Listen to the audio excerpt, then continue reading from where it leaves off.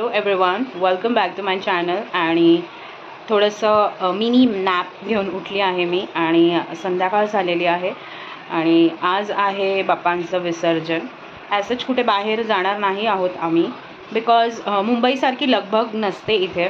मुंबईला कसं बाहेर निघालो की अनेक विसर्जन बाप्पा जे आहेत ते बाहेर पडलेले असतात विसर्जनासाठी. इथे असं कुठे नाही आहे. इथे नॉर्मली 11 दिवसाचे खूप कमी बाप्पा आहेत. मोस्टली 1.5 दिवसाचे, 5 दिवसाचे किंवा 11 दिवसाचे असे आहेत. तर सगळ्यात जास्त 5 दिवसाचे बाप्पा असतात जे घरोघरी विराजमान असतात किंवा मंडळाचेही असतात. खूप किंचित असं बाप्पा बघायला भेटतील जे 11 दिवसाचे आहेत, जे सार्वजनिक आहेत किंवा सोसायटीचे आहेत. घरामध्ये मोस्टली इथे कोणच 11 दिवसाचा बाप्पा बसवत नाही आहे. सगळ्यांचे 1.5 किंवा 5 दिवसाचेच असतात. तर ॲसच बाहेर कुठे जायचं प्लॅन नाही आहे. बघू, बाबाला निवेद करायचं आहे मला, तर ते करणार आहे आणि थोडीशी आवरावर करणार आहे. तर चला मग करूया. सगळ्यात पहिलं मला सामान आणायला जायचं आहे आणि आज मी एक वेगळ्या प्रकारचा आटा बनवायची सुरुवात करणार आहे. तर ते मी नक्की तुमच्याबरोबर शेअर करेन. तर चला मग सुरुवात करूया. Let's begin. तर थोडीशी भूक लागलेली आणि विचार केलं काय खाऊ. अटर चटरपटर खायचं नव्हतं. फ्रीज उघडून बघितलं तर त्याच्यामध्ये बीटरूट होतं. एकच बीटरूट होतं मोठंवालं. तर मिक्सरमध्ये त्याला वाटलं, त्याचं ज्यूस केलं. नॉर्मलच मिक्सर होतं माझ्याकडे, ज्युसर नाही आहे. आणि त्याचं सगळं गाळ जो आहे तो काढून घेतला, चोथा साईडला ठेवला. त्याच्यामध्ये थोडंसं साखर टाकली, थोडंसं चिमूटभर मीठ टाकलं, व्यवस्थित मिक्स केलं आणि पियाली. हे खूप छान असतं हेल्थसाठी आणि तुम्ही पियाला तर तुम्हाला 2 ते 3 तास भूक नाही लागणार आणि हेल्दी पण आहे. मोस्टली आम्हा बायकांना हिमोग्लोबिनचं प्रॉब्लेम असतं, तर हे त्याच्यासाठी बेस्ट असतं. हफ्त्यातून फक्त एकदा 1 ग्लास घ्या. रक्ताचा प्रॉब्लेम जे आहे, ज्यांना हिमोग्लोबिन कमी आहे, ते सॉल्व्ह होऊन जाईल. आणि इथे कपडे जे आहेत ते सुकलेले, तर विचार केला असेच पडले आहेत, घडी घालून ठेवूया. तर सगळ्यांचे कपडे पहिला सॉर्ट आऊट केले. नाईटवेअर वेगळे असतात, डेलीवेअरचे कपडे वेगळे असतात. आणि हे जे बॅग तुम्ही बघताय हे साडीमध्ये शिवलेला आहे. मी जुन्या व्लॉगमध्ये शेअर केलं आहे. तर इकडचं सगळं क्लीन झालेलं आहे.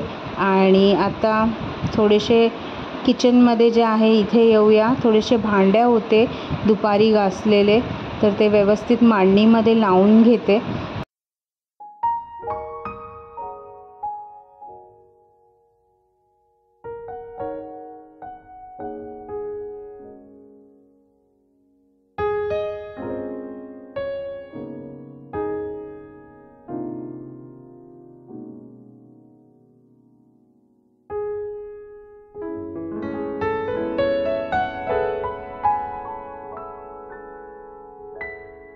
तर भांड्या ज्या आहेत ते मांडणीमध्ये लावून झाल्यात आणि प्लास्टिकच्या भांड्या किचनवरती असेच ठेवलेले. तर मी बोली सुकून जातील. आणि चेंज वगैरे केलं, मी जायला निघाली तर माझं लक्ष या भांड्यांवरती पडलं. हे मी नॉर्मली टप ठेवला आहे फ्रीजच्या बाजूला आणि त्याच्यावरती मी जे रोज प्लास्टिकचे जे टिफिन्स आहेत, डबे आहेत, ते त्याच्यावरती मी सुकत ठेवते. आणि या टबमध्ये डिस्पोजल डबे आहेत जे 1 टाईम यूज करून फेकून द्यायचे आहेत. असे डबे आहेत, म्हणजे ते कॅरी वगैरे करायला बरं पडतं आणि 1 टाईम यूज करायलाही बरं पडतं. आणि कसं आहे, एकदा दोनदा यूज केलं आणि फेकून दिलं असं आहे ते.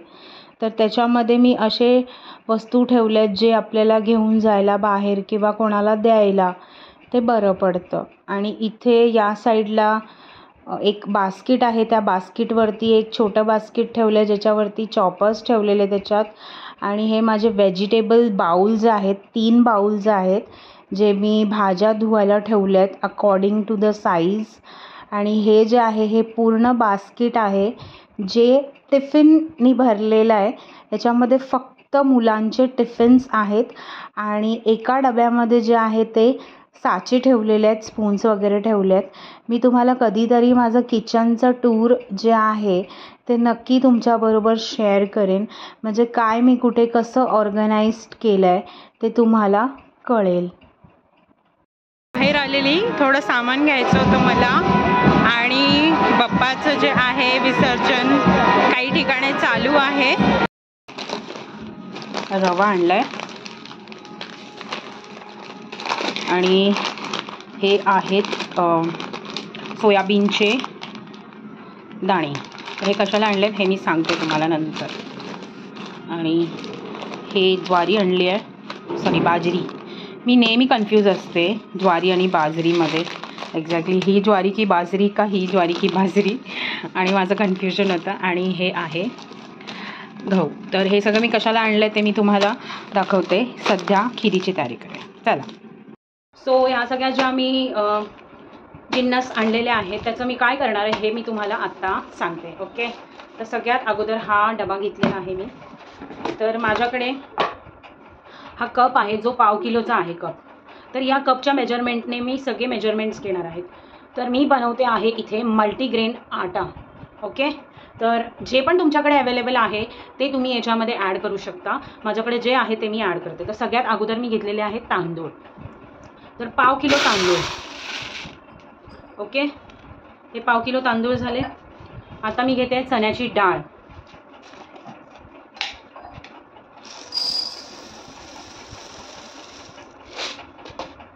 तर ही झाली 1/2 किलो चण्याची डाळ. ओके, तुमच्याकडे जे पण डाळी, जे पण कडधान्य वगैरे अवेलेबल असेल त्याचं तुम्ही घेऊ शकता. आता ही माझ्याकडे आहे मसूरची डाळ, अख्खी मसूर. तर हे मी त्याच्यात टाकते. हे आपल्याला जास्त नाही घ्यायचं आहे, पावचं अर्ध. हे पाव भाग आहे ना, त्याचा अर्ध घेतलं आहे. तर हे मी याच्यात टाकते. मग नंतर मुगाची डाळ घेतली आहे, हिरवे मूग. पिवळे मूग असतील तरीही चालेल. सो हे पण मी अर्धा घेतले आहे. ज्या डाळी आहेत, कडधान्य आहेत, स्प्राउट्स आहेत, सगळे तुम्ही टाकू शकता. इवन चणेही टाकू शकता. तर हे मी टाकलेलं आहे मूग. ओके, आता मी जे आणलेले आहेत ते मी टाकते. तर इथे मी आणलेले आहे ज्वारी, बाजरी, आय डोंट नो, याच्यामध्येच कन्फ्यूज असते. सो हे मी 1/2 किलो आणलेलं आहे. तर त्याच्यामध्ये हे 1/2 किलो. आता ज्वारी, आय थिंक ही ज्वारी आहे आणि ही बाजरी आहे, if I am not wrong, पण मी नेहमी कन्फ्यूज होते. सो आता आपण याच्याने मापून घेऊया.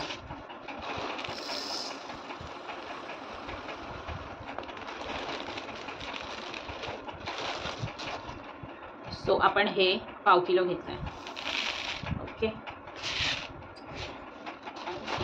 नाचणी घेतलेली आहे मी 1/2 किलो.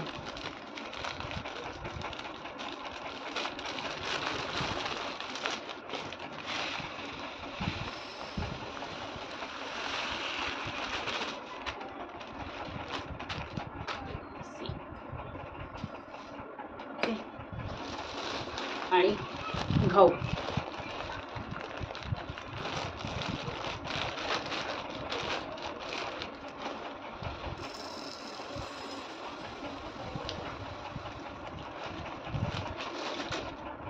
सो 1/2 किलो गहू. ओके, आणि हे आहेत सोयाबीनचे बिया, सीड. तर हे पण खूप छान असतात, पौष्टिक असतात. त्याच्यामुळे हे पण मी थोडंसं त्यामध्ये टाकणार आहे. तर हे आपल्याला थोडेसेच टाकायचे, जास्त नाही टाकायचे, नाही तर तुम्ही 1/2 किलो टाकाल. हे ऑलरेडी 1/2 किलो आहे. हे ठेवून देते म्हणजे पुढच्या वेळेस मला परत कामाला येईल. ओके, तर आता आपल्याला ह्याला करायचं आहे मिक्स व्यवस्थित. मला असं वाटतं की हे जे आहे हे या डब्यामध्ये हे नाही होणार, मोठ्या डब्यामध्ये घ्यावं लागेल. तर याच्यामध्ये तुम्ही अजून ॲड करू शकता चणे, लाल चणे ॲड करू शकता, मक्याचे दाणे तुम्ही ॲड करू शकता, ओट्स ॲड करू शकता. तर खूप काही असे अजून आहेत जे तुम्ही ॲड करू शकता. आणि हे खूप पौष्टिक आहे. याच्यामध्ये डाळही आलं, परत कडधान्यही आले. मी मुगाची डाळ टाकली आहे आणि म्हणजे होलसम आटा झाला हा. तर हे कसं, हे खाल्ल्यानंतर याच्यामध्ये तांदूळ पण आहे, गहू पण आहे, डाळ पण आहे. तर आपल्याला पूर्ण म्हणजे बोलतात ना एक होल मील, म्हणजे भाजीसोबत जर खाल्लं तर तुम्हाला भात खायची गरज नाही आहे. तर पूर्ण होल आटा झाला, होलसम आटा. तर हे मी आता दळायला देणार आहे आणि हे खूप खूप चांगलं आहे. आजकालच्या मुलांना देणं खूप गरजेचं आहे. कारण कसं आहे मुलांना काय आपल्याला पण खाणं हे खूप गरजेचं आहे, कारण हे खूप पौष्टिक आहे. तर तुम्ही नक्की घरामध्ये हे ट्राय करून बघा. चला, माझ्याकडे अजून थोड्या वस्तू आहेत जे की मी ॲड करू शकते. ओके, तर ही आहे उडदाची डाळ. ओके, उडीदाची डाळ आहे, ती पण आपण ॲड करू शकतो. आणि ही पण सेम पावचा अर्धा भाग आपल्याला मिक्स करायचा आहे. ओके, अळशीच्या बिया आहेत ह्या आपल्या कमरेसाठी, एवढं कंबर दुखीसाठी, हातपाय दुखतात त्याच्यासाठी अति उत्तम असतं. आणि हे 100 ग्रामचं पॅक आहे. तर हे कसं दिसतं मी तुम्हाला दाखवते बघा. हे बघा, अळशी बोलतात ह्याला मराठीमध्ये, आम्ही लोक अळशी बोलतो, इंग्लिशमध्ये फ्लेक्स सीड असं बोललं जातं. तर हे 100 ग्राम मी पूर्ण टाकणार आहे याच्यामध्ये. परत एकदा बघून घ्या समजले नाही तर हे 100 ग्राम पूर्ण टाकणार आहे. ओके, आणि मग ह्याला मिक्स, हा डबा नाही देणार आहे मी, मोठा डबा देणार आहे, कारण हा भरपूर छोटा पडेल ह्याच्यासाठी दळल्यानंतर, त्याच्यामुळे पीठ मग जास्त बाहेर पडेल. मग त्याच्यामुळे मी काय करणार आहे, हा दुसरा डबा देणार आहे. तर बघा याच्यामध्ये किती मल्टीविटॅमिन्स, किती प्रोटीन्स, मिनरल्स सगळे गेलेले आहे याच्यामध्ये. पूर्ण होलसम व्हीट मल्टीग्रेन आटा असं बोलू शकता तुम्ही. ओके, तर चलो, जेव्हा ह्याची रोटी मी बनवणार, भाकरी बनवणार, तेव्हा नक्की मी तुमच्याशी शेअर करणार. आम्ही जेव्हा लहान होतो तेव्हा किराण्याच्या दुकानमध्ये जायचं आणि तिथे पोती अनाजाची ठेवली असायची ना, तांदूळ वगैरे, तर लहानपणात सवय होती असं हात टाकायचं आणि मस्ती करायचं. ओके, तर चला, हे मी आता दळायला देणार आहे, नितीनला सांगणार आहे दळून नाही. ओके, मी कढई ठेवली आहे आणि जाड भांडं ठेवायचं आहे, कारण रवा बनवायचा आपल्याला. रव्याची खीर ही पटकन चिटकते खाली, त्याच्यामुळे जाड असं असलेलं भांडं ठेवायचं. आणि हे आहे कालच्या मोदकाचं सारण जे राहिलेलं, तर ह्यालाच वापरून मी रव्याची खीर बनवणार आहे. तर याच्यामध्ये सगळं आहे, ड्रायफ्रूट्स आहे, तूप आहे, त्याच्यामुळे खिरीमध्ये काहीच टाकायची गरज नाही आहे. ओके, तर हे एक बाउल जे आहे मी रवा घेतलाय,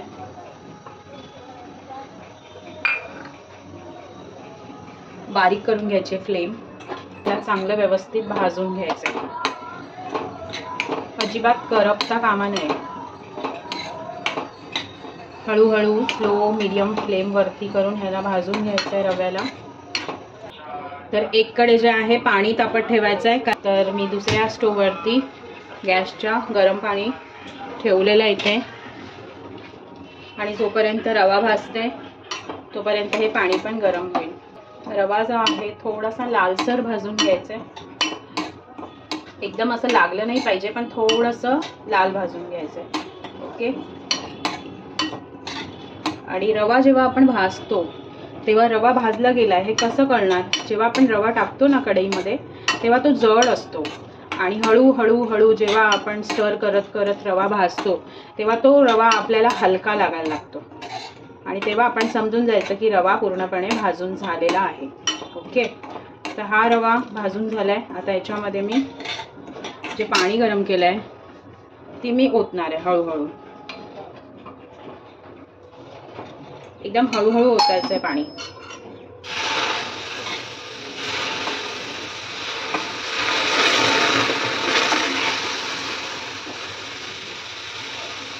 पाणी ओतताना बी केअरफुल, कारण हे छिटे उडायचे चान्सेस असतात. पाणी टाकल्यानंतर आपल्याला हे लगेच जे आहे रवा सॉर्ट करून घ्यायचा, पाण्यामध्ये मिक्स करून घ्यायचा चांगलं, बिकॉज लम्स व्हायचे चान्सेस असतात आणि लम्स आपल्याला होऊन द्यायचं नाही आहे. ओके, तर हा जो सारण आहे हा रव्यामध्ये टाकून घ्यायचा,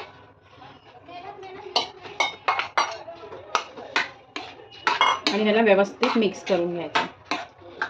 जर तुम्ही जास्त गोड खात असाल तर मग साखर टाकायची गरज नाही, कारण ऑलरेडी मोदकाच्या सारणामध्ये साखर हे होतच. तर जास्त खात असाल तर टाका, आणि कमी खात असाल तर मग नका टाकू. ओके, आणि थोडा वेळ शिजत ठेवायचं.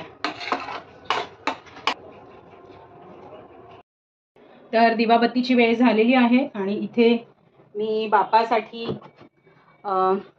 शिरा, खीर, जे पण तुम्ही बोलू शकता, एक नवीन आविष्कार करून बनवलं आहे आणि आय होप सो बाप्पाला आवडेल. सो इथे मी नैवेद्य ठेवलं आहे आणि आता मी दिवाबत्ती करणार आहे.